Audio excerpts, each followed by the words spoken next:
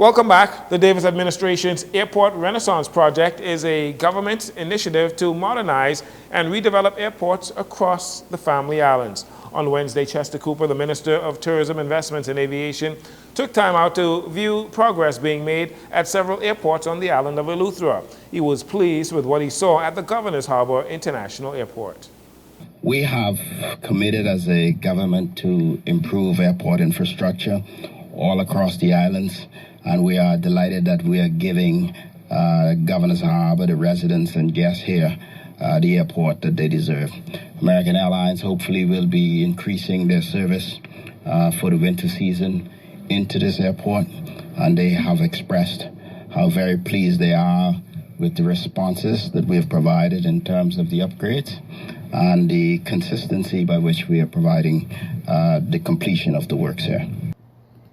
Cooper also visited the North Eleuthera Airport that services Harbor Island, Spanish Wells, Upper and Lower Bog, and the Bluff settlements. Upgrades to airports are also underway on Exuma, Cat Island, Bimini, and Long Island.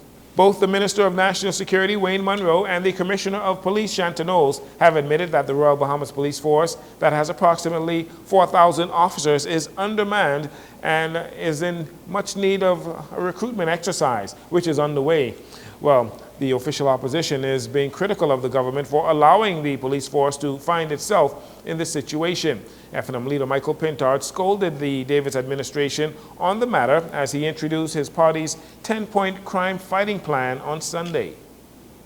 The PLP has failed on this front. They have failed in the retention effort. Today, I've been advised that the figures that are available both to the government and the opposition, that there may be fewer sworn officers today than there was 4.5 years ago, despite all the talk about recruitment. Secondly, Mr. Pintard explained how the FNM will address the problem of the police manpower once they become the next government. An FNM government will fix the shortage of frontline officers. We will launch a major recruitment drive guided by the FNM's manpower audit. It was left in place. The question is, why have they not followed the plan? It was left in place to put more police where they are needed most. New officers will who are properly equipped with vehicles and mobile units to respond quickly to crime and tackle all of the strategic threats like drugs and illegal guns, while using modern methods to address these issues, but also using methods and incentives to retain badly needed officers. The next Royal Bahamas Police Force recruitment class is set to graduate with over 100 new police officers joining the force in just a matter of time. The Minister of Health and Wellness, Dr. Michael Darville, hosted a soft launch of the Remember2 platform, or the RM2 AI platform, which is a pilot project that introduces artificial intelligence-driven remote patient monitoring for older adults in the Bahamas. Dr. Darville says the project represents a landmark step in advancing healthcare for our aging population. Elderly people. This is a scientific research project that is a pilot.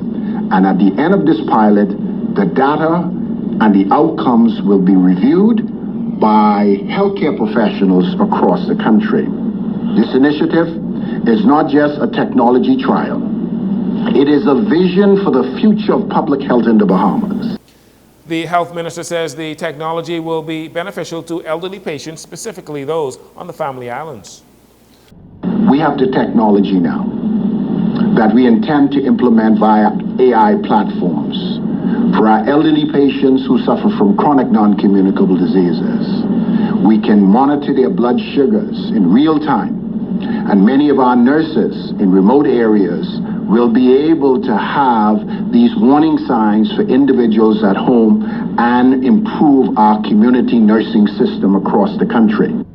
According to Dr. Darwell, this pilot program is more than just new technology. It's about creating a healthier future for our senior citizens, reducing the pressure on our hospitals, and ensuring that even in the Family Islands, care is never out of reach. And finally, Progressive Liberal Party Chairman and Minister for the Foreign Service Fred Mitchell, in a written statement issued today, expressed concerns about what he described as an avalanche of fake news that is finding its way into the public through social media. Mr. Mitchell also expressed frustration that so many Bahamians, good-thinking Bahamians, believe the many illogical and irrational conspiracy theories that threaten the public interest. He said attacks on the integrity of the Bahamian passport and work permits without any supporting evidence are self-defeating. The PLP chairman pointing the finger at the official opposition, Free National Movement, and opposition party, Coalition of Independents. That'll do it for your JCN Evening News. I'm Jcn Saunders. Thank you so much for joining us.